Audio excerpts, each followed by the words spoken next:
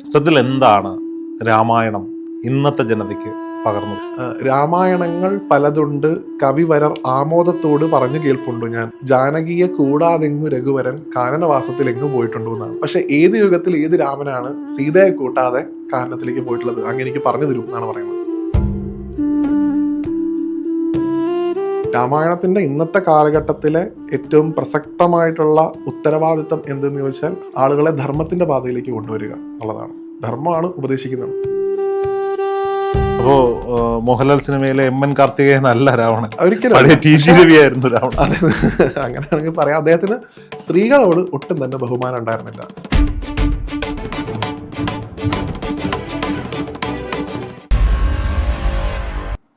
നമസ്കാരം. ഇന്ന് കർക്കിടകം 1, രാമായണ മാസാരംഭമാണ്. രാമായണ മാസാരംഭത്തിൽ ആദ്യത്തെ എപ്പിസോഡിൽ ആരെ അതിഥിയായി കൊണ്ടുവരണമെന്ന ചോദ്യത്തിന് ഞങ്ങൾക്ക് വിഷുവിന് പറഞ്ഞ മറുപടി തന്നെയാണുള്ളത്. ഒരൊറ്റ പേരേ വന്നുള്ളൂ, അത് വ്യാസൻ്റേതാണ്. പ്രിയപ്പെട്ട വ്യാസനാണ് ഇന്ന് അതിഥി. നമസ്തേ. നമസ്തേ. വിഷുവിനും താങ്കളായിരുന്നു അതിഥി. സന്തോഷം. രാമായണ മാസത്തിലും ആദ്യത്തെ അതിഥിയായി എത്താൻ സാധിച്ചു. അതിൽ ആദ്യമേ തന്നെ നന്ദി പറയട്ടെ. Thank you. വ്യാസൻ, രാമായണം സത്യത്തിൽ എന്താണ് രാമായണം ഇന്നത്തെ ജനതയ്ക്ക് പകർന്നു കൊടുക്കുക?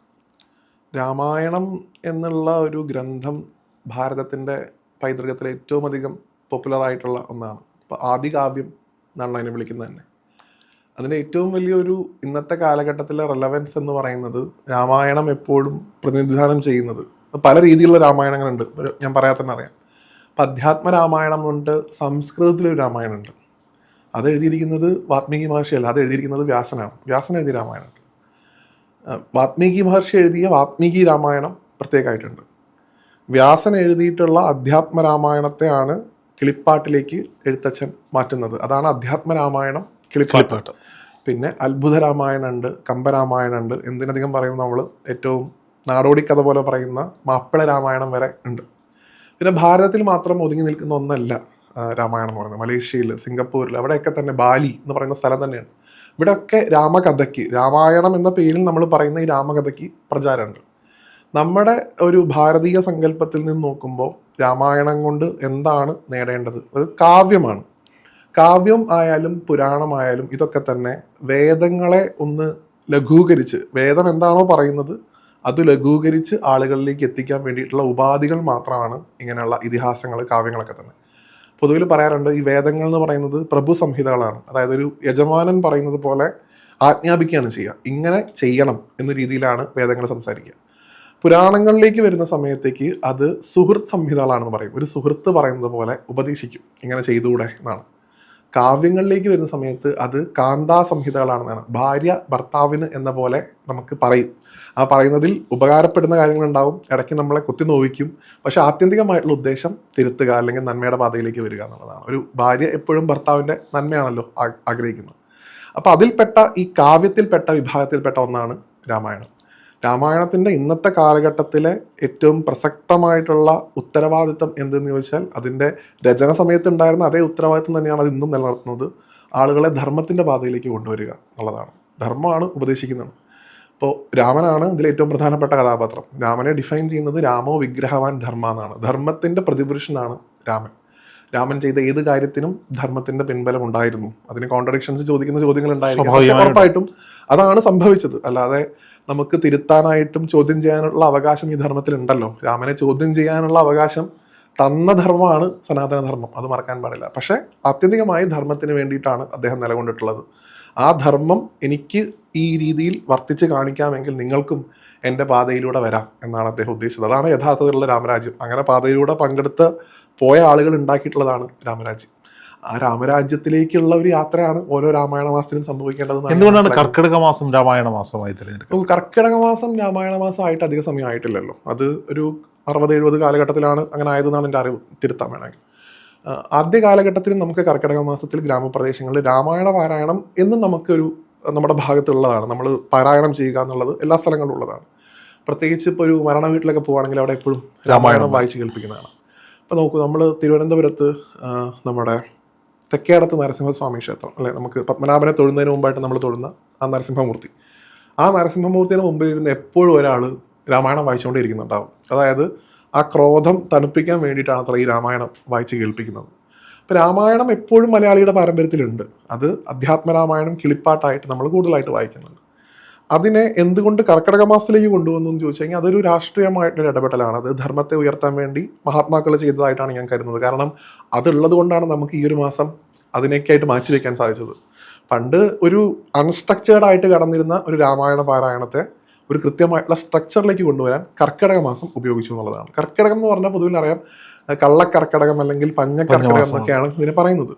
അപ്പം ഈ ഒരു സമയത്ത് യഥാർത്ഥത്തിൽ വിധി ഉണ്ടായിരുന്നത് രാമായണ മാസം എന്ന ആചരണം വരുന്നതിന് മുമ്പ് ഗണപതി ഹോമവും ഭഗവതി സേവയായിരുന്നു ഏറ്റവും കൂടുതൽ നടന്നിട്ടുണ്ടായിരുന്നത്. ഇപ്പോഴും പല ക്ഷേത്രങ്ങളിലും രാമായണ മാസ പൂജ എന്ന് പറഞ്ഞിട്ടൊരു വഴിപാടുണ്ട്. അത് യഥാർത്ഥത്തിൽ ചെയ്യുന്നത് രാവിലെ ഗണപതി ഹോമം, ഭഗവതി സേവ. ചില അടങ്ങളിൽ അത് മൃത്യുഞ്ജയ ഹോമം കൂടെ ചേർത്തിട്ട് ത്രികാല പൂജ എന്ന രീതിയിൽ പേര് കൊടുത്ത് ചെയ്യാറുണ്ട്.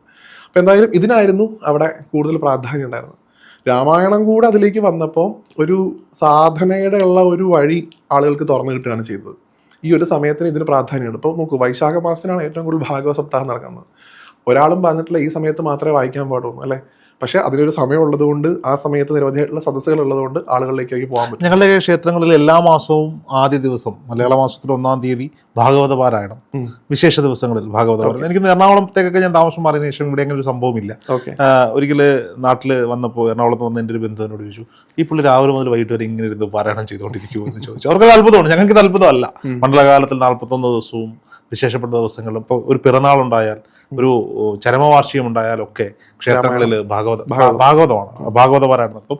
പക്ഷെ കർക്കിടക മാസം 1 മുതൽ അത് തീരുന്നത് വരെയും 31 ദിവസവും ഈ പറയപ്പെടുന്ന രീതിയിൽ രാമായണ പാരായണം ഉണ്ടാവും. അത് കറക്റ്റായിട്ടൊരു സ്ട്രക്ചർ വന്നു അല്ലെ, ഒരു കൃത്യമായിട്ടുള്ളൊരു റൂൾ വന്നു, ഇങ്ങനെയാണ് ചെയ്യേണ്ടത്. അതിൽ തന്നെ നമ്മൾ കൽപ്പിക്കുന്ന വേറെ റൂളുകളുണ്ട്. ഇപ്പോൾ അതായത് ഇപ്പോൾ ഇന്ന അധ്യായം തുറന്ന് ഇത്ര അക്കം മാറ്റി, അങ്ങനെ കോംപ്ലക്സിറ്റി അതിൽ കൂട്ടാനുള്ള ചില എലമെന്റ്സ് ഒക്കെ ആഡ് ചെയ്യുന്നുണ്ട്. അങ്ങനെയൊന്നുമില്ല. എന്തായാലും ഈ ഒരു സമയം അറ്റ്ലീസ്റ്റ് ഒരാൾ ഒരു രാമനാമം ചൊല്ലുന്നതിന്റെ കണക്കെങ്കിലും ഞാൻ ഇതുവരെ മനസ്സിലാക്കി വെച്ചിരുന്നത് പഞ്ഞമാസമാണ് കർക്കിടകം.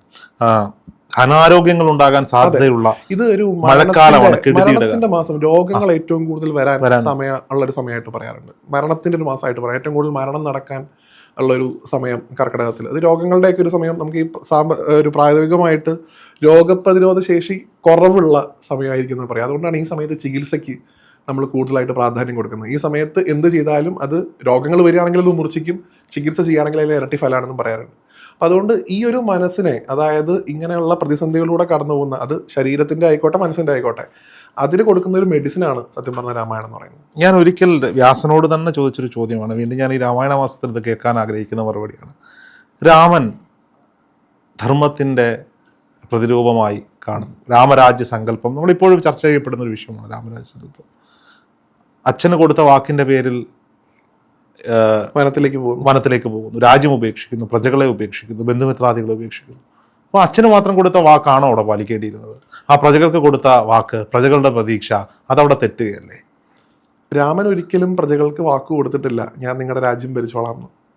രാമന്റെ രാജ്യമായിട്ടത് മാറുന്നത് രാമന്റെ പട്ടാഭിഷേകത്തിന് ശേഷമാണ്. അതിനുശേഷം രാമൻ അദ്ദേഹത്തിന്റെ പ്രജകൾക്ക് വാക്ക് കൊടുക്കുന്നുണ്ട്. രാമന്റെ ഇഷ്ടപ്രകാരമല്ല രാമനെ രാജാവാക്കി വാഴിക്കാനുള്ള ഒരു തീരുമാനം ദശരഥൻ എടുക്കുന്നത്. പ്രത്യേകിച്ച് രാമായണം നോക്കിയാൽ അറിയാം, ഭരതനും ശത്രുഘ്നനും കേകയത്തിലേക്ക്, അതായത് ഭരതന്റെ അമ്മയുടെ നാട്ടിലേക്ക് പോയ സമയത്താണ് ദശരഥൻ ഈ ഒരു തീരുമാനം എടുക്കുന്നത്, രാമന്റെ പട്ടാഭിഷേകം ഇപ്പം നടത്തണം എന്നുള്ളത്. അത് രാമനെ അറിയിക്കേണ്ട, രാമനോട് പറയേണ്ട ബാധ്യതയെ ദശരഥനില്ല. അദ്ദേഹത്തിന്റെ തീരുമാനം അദ്ദേഹം നടപ്പിലാക്കുക എന്നുള്ളതാണ്. അത് അച്ഛൻ്റെ വാക്കിനെ അനുസരിക്കുക എന്നുള്ളതൊരു പുത്രൻ്റെ ഏറ്റവും വലിയ ധർമ്മമാണ്. അവിടെ രാജാവിൻ്റെ ധർമ്മത്തിലേക്ക് രാമൻ എത്തിയിട്ടില്ല. നോക്കൂ, പക്ഷേ സീതാദേവിയെ ഭഗവാൻ ഉപേക്ഷിക്കുന്ന സമയത്ത് അവിടെ രാമൻ രാജാവായ രാമനാണ്. രാജാവിൻ്റെ ധർമ്മമാണോ ഭർത്താവിൻ്റെ ധർമ്മമാണോ ഏറ്റവും വലുത് എന്ന് അങ്ങനെ പറയുമ്പോൾ ചിലപ്പോൾ നമുക്ക് സംശയം തോന്നും. ഒരു സ്വാർത്ഥ താല്പര്യത്തിന് വേണ്ടി നിലനിൽക്കണോ അതോ രാജ്യത്തിൻ്റെ താല്പര്യത്തിന് വേണ്ടി നിലനിൽക്കണോ? ഇന്നത്തെ കോണ്ടെക്സ്റ്റിൽ പറയുകയാണെങ്കിൽ ഇന്ന് നമ്മൾ കാണുന്ന പല ഭരണാധികാരികളും അവരവരുടെ വീട്, മകള്, അങ്ങനെയുള്ള കാര്യങ്ങളിലേക്ക് മാത്രം ചുരുങ്ങുകയാണ്. അതിന് പകരമായിട്ട് ഈ കാണുന്നത് മൊത്തം, ഭാരതത്തിൻ്റെ സങ്കല്പം തന്നെ വസുദൈവ കുടുംബകം എന്നാണ്. ആ കാണുന്നവർ മുഴുവൻ എൻ്റെ കുടുംബമാണ്. അതിൽ ഒരാൾക്ക് മാത്രം പ്രത്യേക പരിഗണന കൊടുക്കേണ്ട ആവശ്യമില്ല. അവിടെ എൻ്റെ ധർമ്മം, രാജാവിൻ്റെ ധർമ്മം നടപ്പിലാക്കുക എന്നുള്ളതാണ്. അവിടെയാണ് സീതയെ ഉപേക്ഷിക്കുന്നത്. അങ്ങനെയാണെങ്കിൽ പത്നിയുടെ ഭാഗത്ത് നിന്ന് ചിന്തിക്കുമ്പോൾ തൻ്റെ ലോകം ഭർത്താവാണ്, ഭർത്താവാൽ സംരക്ഷിക്കപ്പെടുമെന്നും ഭർത്താവാൽ സ്നേഹിക്കപ്പെടുമെന്നും ചിന്തിച്ചുകൊണ്ട് ഒരു പരിണയത്തിലേക്ക് വന്ന് അദ്ദേഹത്തിൻ്റെ കഷ്ടകാലത്ത് അദ്ദേഹത്തോടൊപ്പം യാത്ര ചെയ്ത് യാതനകൾ സഹിച്ച് മടങ്ങിയെത്തിയപ്പോൾ ഒരു സമൂഹത്തിൻ്റെ കുത്തുവാക്കുകൾ കേട്ടുകൊണ്ട് തന്നെ ഉപേക്ഷിക്കപ്പെടുമ്പോൾ അവർക്കുണ്ടാവുന്നൊരു മാനസിക വ്യതയില്ലേ? അത് പലതരത്തിൽ വ്യാഖ്യാനിക്കാൻ ചോദിച്ചു. ഇപ്പം നോക്കൂ, അധ്യാത്മ രാമായണത്തിലേക്ക് വരുമ്പോഴാണ് ഭഗവാനായിട്ടുള്ള രാമനെ നമുക്ക് കൂടുതൽ തെളിഞ്ഞു കാണാൻ സാധിക്കുന്നത്. വാത്മീകി രാമായണത്തിലെ രാമൻ എന്ന് പറയുന്നത് കുറച്ചുകൂടെ മനുഷ്യനോട് അടുത്ത് നിൽക്കുന്ന രാമസങ്കല്പമാണ് വാത്മീകി രാമായണത്തിനുള്ളത്. അവിടെ ഭഗവാൻ വിഷ്ണുവിൻ്റെ അവതാരമാണെന്ന് പറയുന്ന രംഗങ്ങൾ പോലും താരതമ്യേന കുറവാണ്. നേരെ മറിച്ച് നമ്മൾ അധ്യാത്മ രാമായണത്തിലേക്ക്, അല്ലെങ്കിൽ നമ്മൾ ഇവിടെ പാരായണം ചെയ്യുന്ന അധ്യാത്മ രാമായണം കിളിപ്പാട്ടിലേക്ക് വരുന്ന സമയത്ത് കംപ്ലീറ്റ് ആയിട്ട് ഭഗവാൻ വിഷ്ണുവിൻ്റെ അവതാരമാണ് എന്നൊരു കോണ്ടെക്സ്റ്റിലേക്ക് എത്തി. ഇവിടെ ഈ ഒരു സ്ത്രീ പുരുഷ അപ്പം തന്നെ സീതയെ മഹാലക്ഷ്മിയുടെ അവതാരമായിട്ട് മാറ്റുകയും ചെയ്തു. അപ്പം അവിടെ ഈ സംശയങ്ങൾക്ക് കാരണം വരുന്നത്, അല്ലെങ്കിൽ പത്നിയുടെ ധർമ്മം, പത്നിയുടെ മനസ്സിലേക്ക് പത്നിയോട് കാണിക്കേണ്ട ധർമ്മം എന്നുള്ളതാണ്. അതിൽ യഥാർത്ഥത്തിൽ സീതാദേവിക്ക് വലിയ പ്രയാസങ്ങളൊന്നും ഉണ്ടാകുന്നില്ല. അവർക്ക് രാമനെ മനസ്സിലാക്കാമായിരുന്നു, അല്ലെങ്കിൽ മനസ്സിലാക്കിയിരുന്നതാണ്. സീത മനസ്സിലാക്കിയതുപോലെ രാമനെ വേറെ ആരും മനസ്സിലാക്കിയിട്ടില്ല എന്നേ ഞാൻ പറയുള്ളൂ. കാരണം നമ്മൾ ഇന്ന് ഇപ്പോൾ കുമാരനാശാനെ പോലെ, അല്ലെങ്കിൽ രാമായണത്തിന് ഉണ്ടായിട്ടുള്ള നിരവധിയായിട്ടുള്ള നിരൂപണങ്ങളിലൂടെ നമ്മൾ കേട്ട ഒരു സീതയുണ്ട്.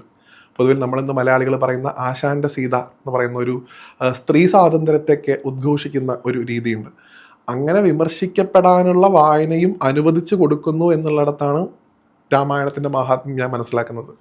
മറ്റേതൊരു ദിവ്യഗ്രന്ഥത്തെയാണ് നമുക്ക് ഇന്നത്തെ കാലഘട്ടത്തിൽ ഇങ്ങനെ വിമർശിക്കാൻ സാധിക്കുക? ചിലപ്പോൾ സാധിക്കുമായിരിക്കും, പക്ഷെ അതിന് നേരിടേണ്ടി വരുന്ന പ്രത്യാഘാതങ്ങൾ വളരെയധികം കൂടുതലായിരിക്കും. ഇവിടെ സനാതനധർമ്മത്തിൽ നിങ്ങൾക്ക് രാമനെ വിമർശിക്കാം, കൃഷ്ണനെ വിമർശിക്കാം, കൃഷ്ണന്റെ കൂടെ നിൽക്കാം, അല്ലെങ്കിൽ ദുര്യോധനന്റെ കൂടെ നിൽക്കാം, കർണനെ വാഴ്ത്താം. ഇതിനൊക്കെയുള്ള ഒരു സ്വാതന്ത്ര്യം തരുന്ന ധർമ്മമാണ് സനാതനധർമ്മം. അപ്പോൾ യഥാർത്ഥത്തിലുള്ള സീത ഭഗവാനെ മനസ്സിലാക്കിയ സീതയായിരുന്നു. ഭഗവാന്റെ മനസ്സിലുള്ള വ്യഥ, ഭഗവാന്റെ ധർമ്മബോധം എന്തെന്ന് മനസ്സിലാക്കിയ പത്നിയായിരുന്നു. അതുകൊണ്ടാണ് ഭർത്താവിനൊപ്പം ധർമ്മം അനുഷ്ഠിക്കുക എന്നുള്ളതാണ് ഭാര്യയുടെ ധർമ്മം. അതുകൊണ്ടാണ് സഹധർമ്മിണി എന്ന് വിളിക്കുന്നത് ഭാര്യ. നോക്കൂ, ഭഗവാൻ ഈ വനവാസക്കാലത്തേക്ക് പോകുന്ന സമയത്ത് സീതയെ ഉപേക്ഷിച്ചിട്ടാണ് ഭഗവാൻ പോകുന്നത്. അതായത് സീതയെ കൊണ്ടുവന്നില്ല. സീതയെ കാട്ടിലേക്ക് അയക്കണമെന്ന് കൈകേയിയും ആവശ്യപ്പെട്ടിട്ടില്ല. രാമൻ കാട്ടിലേക്ക് പോകണം, ഒന്നാമത്തെ വരം.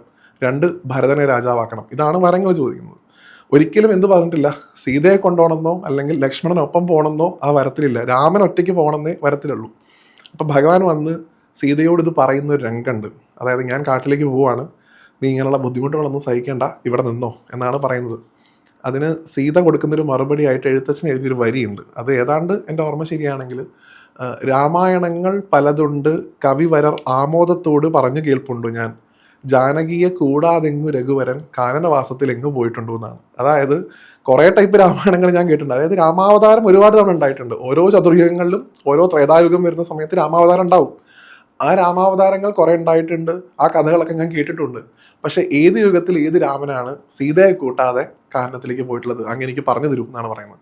അപ്പോൾ ഭർത്താവിൻ്റെ വിഷമതകൾക്കൊപ്പം നിൽക്കുക എന്നുള്ളതും കൂടിയാണ് ഭാര്യയുടെ ധർമ്മം. ആ ധർമ്മം അവിടെ ദൈവം അനുസരിച്ചിട്ടുണ്ട്, അവിടെ ഒരു പ്രയാസമില്ല. അല്ല എങ്കിലും വേണ്ട അതിലെ അല്ല, അത് നമുക്ക് പറഞ്ഞു കഴിഞ്ഞാൽ അതിന് വീണ്ടും വീണ്ടും ഇങ്ങനെ ഇത് പറയാൻ പറ്റുമായിരിക്കും. നായകനെ പറ്റി പറയുമ്പോൾ വില്ലനെ പറ്റി പറയാതെ പോകാൻ സാധിക്കില്ല എല്ലാ കഥയിലും. ഇപ്പുറത്ത് ലങ്കയുടെ ഇപ്പോൾ പല വേർഷൻസ് നമുക്ക് രാവണനെ ഹീറോ ആക്കുന്ന ഒരുപാട് വേർഷൻസ് നമ്മൾ പലയിടത്തായി കേൾക്കുന്നുണ്ട്. ഇപ്പോൾ ഒരു സിനിമയിൽ മോഹൻലാൽ തന്നെ പറഞ്ഞു, ലങ്കയുടെ അലങ്കാരമായിട്ടാണ് രാവണൻ സീതയെ കണ്ടത്. ഒരുപക്ഷെ ആ അലങ്കാരമായി അവിടെ കഴിഞ്ഞിരുന്നെങ്കിൽ ഉപേക്ഷിക്കപ്പെടില്ലായിരുന്നു.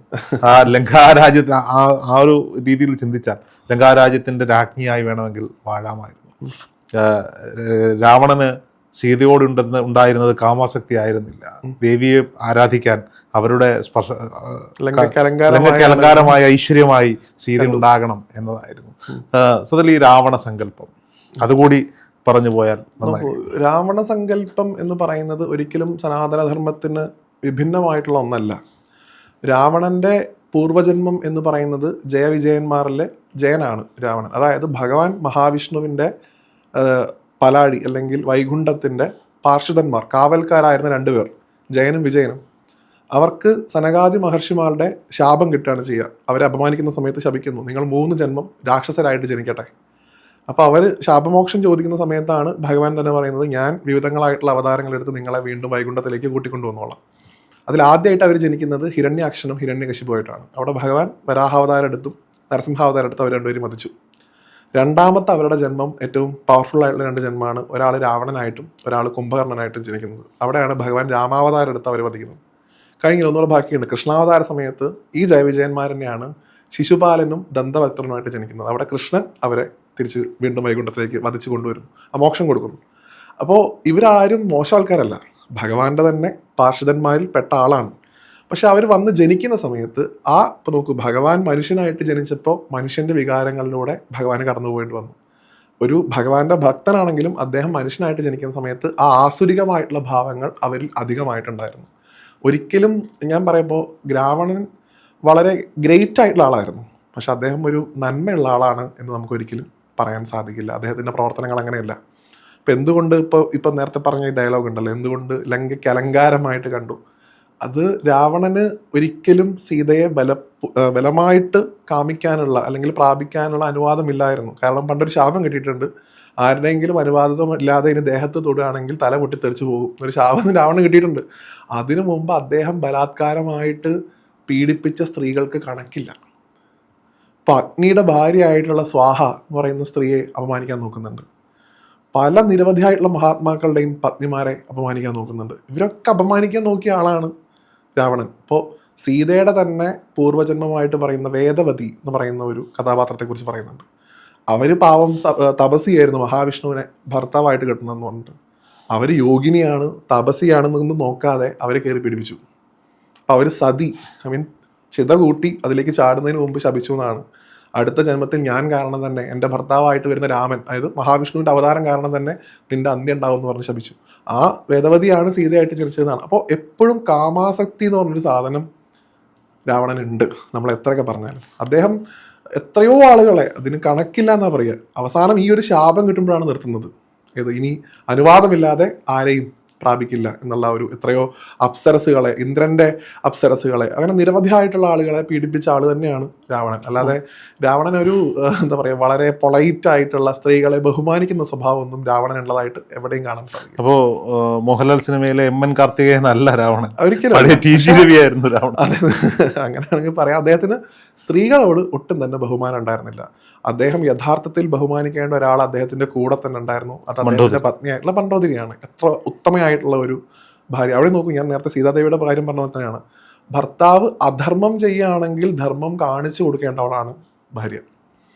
രാവണൻ ചെയ്യുന്ന അധർമ്മങ്ങളെ ഓരോ സമയത്തും തിരുത്താനായിട്ട് മണ്ഡോദരി ആവശ്യപ്പെടുന്നുണ്ട്. അത് കേൾക്കാതെ പോയതാണ് യഥാർത്ഥത്തിൽ രാവണന് പറ്റിയിട്ട്. പക്ഷേ ശൂർപ്പണയുടെ മൂക്കറുത്ത ലക്ഷ്മണനോട് അല്ലെങ്കിൽ അവരോട് പ്രതികാരം ചെയ്യാൻ വേണ്ടി അവരുടെ കുടുംബത്തിൽ നിന്ന് സീതയെ തട്ടിക്കൊണ്ടു, അങ്ങനെ ഒരു വ്യാഖ്യാനം ആയിക്കൂടെ? ഉറപ്പായിട്ടും അതുണ്ട്. അതിപ്പം നോക്കൂ, ശൂർപ്പണക എന്ന് പറയുന്നത് നമ്മളിപ്പോൾ ഇങ്ങനെ പറയുമ്പോൾ രാക്ഷസി, യഥാർത്ഥത്തിൽ ഞാൻ അതിനെ കാണുന്നത് ലങ്കയുടെ രാജകുമാരിയാണ് ശൂർപ്പണക. രാവണന്റെ സഹോദരി എന്ന് പറയുമ്പോൾ രാവണൻ ലങ്കയുടെ രാജാവാണെങ്കിൽ ലങ്കയുടെ രാജകുമാരിയാണ്. വാത്മീകി രാമായണത്തിൽ ശൂർപ്പണകയെ നോക്കുകയാണെങ്കിൽ വിരൂപയായിട്ടുള്ള ശൂർപ്പണകയാണ്. ഒട്ടും തന്നെ ഭംഗിയില്ലാത്ത, കുടവയറോട് കൂടിയ ഒരു അങ്ങനെയൊക്കെ പറഞ്ഞ് കുറച്ച് ബോഡി ഷേമിങ്ങിന്റെ എലമെന്റ്സ് ഒക്കെ അതിനകത്ത് വരുന്നുണ്ട്. നേരെ മറിച്ച് എഴുത്തച്ഛൻ്റെ അധ്യാത്മരാമായണം നോക്കുകയാണെങ്കിൽ വശ്യതയുടെ അങ്ങേയറ്റത്തുള്ള സൗന്ദര്യമാണ് ശൂർപ്പണഖി എന്നാണ് പറയുന്നത്. ഇവിടെ മനസ്സിലാക്കേണ്ടത്, ഇവിടെ കുറച്ചുകൂടെ അതിനൊന്ന് ആധ്യാത്മികമായിട്ട് അപ്രോച്ച് ചെയ്യാൻ നമ്മൾ പഠിക്കുക എന്നുള്ളതാണ്. ഇപ്പം ഭഗവാനെ കണ്ട് അല്ലെങ്കിൽ ശ്രീരാമചന്ദ്രനെ കണ്ട് കാമാസക്തിയാണ് ശൂർപ്പണഖയിൽ ഉണ്ടാവുന്നത്. ആ കാമമാണ് യഥാർത്ഥത്തിൽ അവർക്കൊരു ഭർത്താവ് ഉണ്ടായിരുന്നു. അദ്ദേഹത്തിൻ്റെ പേര് ഞാൻ ഓർക്കുന്നില്ല. കാലകേയന്മാരുമായിട്ടുള്ള യുദ്ധത്തിൽ ഇവരുടെ ഭർത്താവിനെ അബദ്ധവശാൽ രാവണൻ തന്നെ വധിക്കുകയാണ് ചെയ്യുക, ഈ ശൂർപ്പണഖയുടെ ഭർത്താവിനെ. അപ്പം തൊട്ട് ഇവർ വിധവയാണ്. അപ്പോൾ ഈ അറിയാതെ പറ്റിയ ഒരു അബദ്ധം കൊണ്ട് രാവണൻ പറയുന്നുണ്ട്, നിനക്കിനി ആരെയാണോ ഇഷ്ടപ്പെട്ടത് അയാളുമായിട്ടുള്ള വിവാഹം ഞാൻ തന്നെ നടത്തി തരാം, ഈ ഒരു കണ്ടീഷൻ ഉണ്ട്. അപ്പോഴാണ് രാമനെ കാണുന്നത്. രാമൻ്റെ കാൽപാദമാണ് അത്ര ആദ്യം കാണുന്നത്. മനോഹരമായിട്ടുള്ള കാൽപാദം കണ്ടപ്പോൾ അത് എവിടെയാണെന്ന് അന്വേഷിച്ച് പോയി. അപ്പോഴാണ് പഞ്ചവടിയിൽ ഇരുന്ന് ഭഗവാനെ കാണുന്നത്. അപ്പോൾ ഇദ്ദേഹത്തിൻ്റെ ഈ മനോഹരമായിട്ടുള്ള രൂപം കണ്ട് ശൂർപ്പണഖയ്ക്ക് ഭയങ്കരമായിട്ട് കാമാസക്തിയാണ് തോന്നിയത്. അല്ലാതെ ഒരിക്കലും സ്നേഹം അല്ലെങ്കിൽ കല്യാണം കഴിപ്പിക്കുക അങ്ങനെ ഒരു വികാരമല്ല. പിന്നെ ഞാൻ നേരത്തെ പറഞ്ഞതുപോലെ തന്നെ നമ്മുടെ നാട്ടിലെ ചില കവികൾ ഇതിനെ എല്ലാത്തിനെയും ഇങ്ങനെ, അത് അവരുടെ ഒരു സ്വാതന്ത്ര്യമായിട്ടാണ് പറയുന്നത്. ശൂർപ്പണഖ എവിടെ പോയി, അത് ഇത്രയും അംഗവിച്ഛേദം ചെയ്യപ്പെട്ട ഒരു പെണ്ണിനെ നമ്മൾ കണ്ടിട്ടുണ്ടോ എന്നൊക്കെ ചോദിച്ച് വ്യാഖ്യാനിക്കുന്ന ആൾക്കാരുണ്ട്. അത് അവരുടെ കലാസൃഷ്ടി എന്നുള്ള രീതിയിൽ അതിനെ കാണാം. അതിനുള്ള ഒരു അവസരം ഈ ധർമ്മം ഉണ്ടാക്കി കൊടുത്തു എന്ന് ഞാൻ വീണ്ടും പറയും. പക്ഷേ അങ്ങനെയല്ല സംഭവിച്ചുള്ളത്. ഈ കാമാസക്തിയോടുകൂടിയാണ് കണ്ടത്. കാമപൂർത്തീകരണത്തിനാണ് രാമനോട് ആവശ്യപ്പെടുന്നത്. അതിനുവേണ്ടിയാണ് വിവാഹം. അല്ലാതെ ഒരു യഥാർത്ഥ സ്നേഹം ഉണ്ടോ എന്നൊന്നും പറയാൻ സാധിക്കില്ല. ഇതിന് മനസ്സിലാക്കേണ്ടത്, ഒരിക്കലും ഭഗവാൻ രാമനാകുന്ന ആ ഭഗവാനെ, അതായത് ആ ആത്മചൈതന്യത്തെ കാമാസക്തിയോടുകൂടിയല്ല ഒരു സാധകൻ പോയി സമീപിക്കേണ്ടത്. അതാണ് ആ കഥയുടെ യഥാർത്ഥത്തിലുള്ള അർത്ഥം. ഭഗവാനാകുന്ന ആത്മചൈതന്യത്തെ എപ്പോഴും മനസ്സിലാക്കുക, അല്ലെങ്കിൽ അത് നമ്മുടെ ഉള്ളിൽ തന്നെയാണ് എന്ന് മനസ്സിലാക്കുകയാണ് വേണ്ടത്. ഒരിക്കലും നമ്മുടെ കാമപൂർത്തീകരണത്തിന് വേണ്ടിയിട്ടുള്ള ഒരു എലമെന്റ് അല്ല ഈശ്വരൻ. അപ്പൊ എന്ത് സംഭവിക്കും? ശ്രദ്ധയാകുന്ന ലക്ഷ്മണൻ വന്ന് അതിനെ നശിപ്പിക്കും. ശ്രദ്ധ വരുമ്പോഴാണ് ഈ പറഞ്ഞ അംഗങ്ങളൊക്കെ വെട്ടിക്കളയുന്നു എന്നൊക്കെ നമ്മൾ പറയില്ല. അപ്പോൾ എപ്പോൾ ഭഗവാനിലേക്ക് കാമാസക്തികൾ വരുന്നുണ്ടോ അപ്പൊ ശ്രദ്ധ വന്ന് ഇതിനെ മാറ്റിക്കൊള്ളണം. എന്തിലേക്ക് ശ്രദ്ധ വരണം? ഭഗവാനിലേക്ക് ശ്രദ്ധ വരണം. അത് തന്നെ കൂടുതൽ പറയും. നോക്കൂ, രണ്ട് ഭാഗത്തേക്കും തട്ടിക്കളിക്കുകയാണ് ചെയ്യുന്നത്. രാമൻ പറയുന്നത് ഞാൻ ഏകപത്നി വ്രതനാണ്, എൻ്റെ അനുജൻ അപ്പുറത്തുണ്ട്, അവിടെ പോയി സംസാരിച്ചോളൂ എന്നാണ്. ഭഗവാൻ അറിയാം ഊർമിള ഉണ്ട് എന്ന്. ലക്ഷ്മണൻ ഒരു ഭാര്യ ഉണ്ട് അയോധ്യയിൽ, ഊർമിള എന്ന് പറഞ്ഞിട്ടൊരു സ്ത്രീ കിടക്കുന്നുണ്ട്. എന്നിട്ടും ഭഗവാൻ പറഞ്ഞു വിട്ടു. അപ്പൊ പറയാണ് എനിക്കും ഒരു ഭാര്യയൊക്കെ ഉണ്ട്, പക്ഷെ നിനക്ക് എൻ്റെ ഭാര്യ ആവാനുള്ള യോഗ്യതയൊന്നുമില്ല, ഏട്ടനോട് തന്നെ പോയി പറ. ഇങ്ങനെ രണ്ട് ഭാഗത്തേക്കും കുറേ തവണ മാറി മാറി അപ്രോച്ച് ചെയ്യുന്ന ശൂർപ്പണഖയെ കാണാൻ പറ്റും. ഒരിക്കലും തന്നെ അക്സെപ്റ്റ് ചെയ്യില്ല, തന്നെ പരിഹസിക്കുകയാണ് എന്ന് മനസ്സിലാക്കുന്ന സമയത്താണ് സീതയെ കാണുന്നത്. സീതയെ കണ്ട് സീതയുടെ അടുത്തേക്ക് ഇവള് കാരണമാണ് എനിക്ക് ഇവരെ കിട്ടാത്തത് എന്ന് മനസ്സിലാക്കി സീതയെ ആക്രമിക്കാൻ തുടങ്ങുമ്പോഴാണ് ലക്ഷ്മണൻ വന്ന് അംഗവിച്ഛേദം ചെയ്യുന്നത്. ഇതിന് മനസ്സിലാക്കേണ്ട കാര്യം, ഭഗവാൻ രാമൻ എന്ന് പറയുന്നത് നമ്മുടെയൊക്കെ തന്നെ ആത്മതേജസ്സാണ്. സീതയാണ് മനസ്സ്, ലക്ഷ്മണനാണ് ശ്രദ്ധ. കാമം എപ്പോഴൊക്കെ ഭഗവാനെ കൂടുതലായിട്ട് പ്രാപിക്കാൻ നോക്കുന്നോ അപ്പോഴൊക്കെ മനസ്സാണ് അതിന് തടസ്സമായിട്ട് നിൽക്കുക. ശുദ്ധമായിട്ടുള്ള മനസ്സ്, ആ ശുദ്ധമായിട്ടുള്ള മനസ്സിന്റെ ബോധമാണ് സീത. ആ ശുദ്ധമായിട്ടുള്ള മനസ്സിനെ തകർത്താലേ ഭഗവാനെ നിരായുധനാക്കാൻ അല്ലെങ്കിൽ ശക്തി കുറഞ്ഞവനാക്കാൻ സാധിക്കുമെന്ന് കാമത്തിന് അറിയാം. അപ്പൊ കാമം എന്ത് ചെയ്യും? ഭഗവാനെ തോൽപ്പിക്കാൻ സാധിക്കാത്തതുകൊണ്ട് മനസ്സിനെ ആക്രമിക്കാൻ നോക്കും. അപ്പൊ അവിടെ എന്ത് ചെയ്യണം? ലക്ഷ്മണനാകുന്ന ശ്രദ്ധ കൊണ്ട്, അതിന്റെ വാളുകൊണ്ട് ഈ കാമത്തെ ഇല്ലാതാക്കണം. അതാണ് ആ കഥയുടെ സാരാംശം. നമുക്ക് പരോക്ഷപ്രിയ ദേവഹ എന്നാണ് ഇതൊക്കെ പറഞ്ഞു വെച്ചിട്ടുള്ളത്. ആത്യന്തികമായിട്ടുള്ള ബ്രഹ്മവിദ്യയാണ്. നമുക്കിതിനെ ഇങ്ങനെ കഥയാക്കിയിട്ടൊക്കെ കൊണ്ടുപോകാന്നല്ലാതെ പറഞ്ഞു തന്നിരിക്കുന്നു എന്ന് മാത്രമാണ്. ആ കഥാപാത്രങ്ങൾ മനുഷ്യനെ നിർവഹിക്ക് നയിക്കാനുള്ള പ്രതീകാത്മകങ്ങളാണ്. അവയുടെ പേരിൽ കൊലയും നടത്താതിരിക്കുക, കൊള്ളയും നടത്താതിരിക്കുക. ആത്യന്തികമായിട്ടുള്ള ബ്രഹ്മവിദ്യ ഉപദേശിക്കപ്പെട്ടിട്ടുള്ളതാണ്. നമുക്ക് ഈ ചോദ്യങ്ങളൊക്കെ ചോദിക്കാനുള്ള ഒരു ലൈസൻസ് ഒരു ധർമ്മം തരുന്നു എന്നുള്ളത് കൊണ്ട് നമ്മൾ അതിനെ കഥകളായിട്ട് കൂടുതൽ കാണുന്നതുകൊണ്ടാണ്. ഞാനൊരു കാര്യത്തോടെ പറഞ്ഞ് അവസാനിപ്പിക്കാം. അപ്പോൾ ഭാഗവതത്തിൽ പറയുന്നുണ്ട് പരമഹംസന്മാരാണ് ഭാഗവതം കേൾക്കേണ്ടതെന്ന്. എന്ന് വെച്ചാൽ പാലും വെള്ളവും ചേർന്ന മിശ്രിതം കൊടുക്കുകയാണെങ്കിൽ അതിൽ നിന്ന് പാല് മാത്രം സ്വീകരിക്കാൻ കഴിവുള്ള ഹംസം വേണം ഭാഗവതം കേൾക്കാനാണ്. നമ്മൾ എന്ത് കേൾക്കുമ്പോഴും അതിൽ നിന്ന് എടുക്കേണ്ടത് മാത്രം എടുക്കുക, ബാക്കി അവിടെ ഇട്ടേക്കുക. അത് ചെയ്യാത്തത് കൊണ്ടാണ് ഇന്ന് ഈ ധർമ്മത്തിന് എടുക്കേണ്ടവയെ എടുക്കാതെ എടുക്കേണ്ടാത്തവയെ എടുത്ത് കൂടുതൽ ഉയർത്തുക എന്നുള്ളതാണ് ചെയ്യുന്നത്. അതില്ലാതിരുന്നു കഴിഞ്ഞാൽ അപ്പോഴേ ശരിക്കും രാമനിലേക്കുള്ള അയനം, രാമായണം സംഭവിക്കൂ എന്നുള്ളതാണ്. ഭക്തിസാന്ദ്രമായ ഒരു രാമായണ മാസം പ്രേക്ഷകർക്ക് നേരാം. ഉറപ്പായിട്ടും. Thank you.